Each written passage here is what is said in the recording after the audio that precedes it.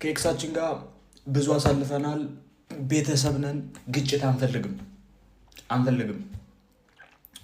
ግን ትንሽ መልእክት ለማስተላለፍ ያህል በኢንስታግራም የሚደረገው ህገወጥ የለህግ ጊዜ ቢቀንስ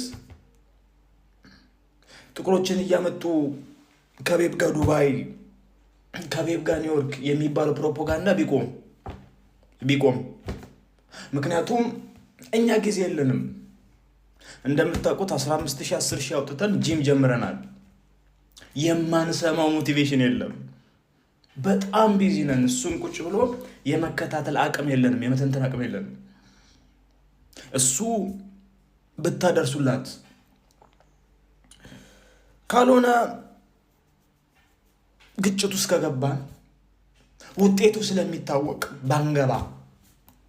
ባንገባ የሚል መልእክት ማስተላለፍ እወዳለሁ።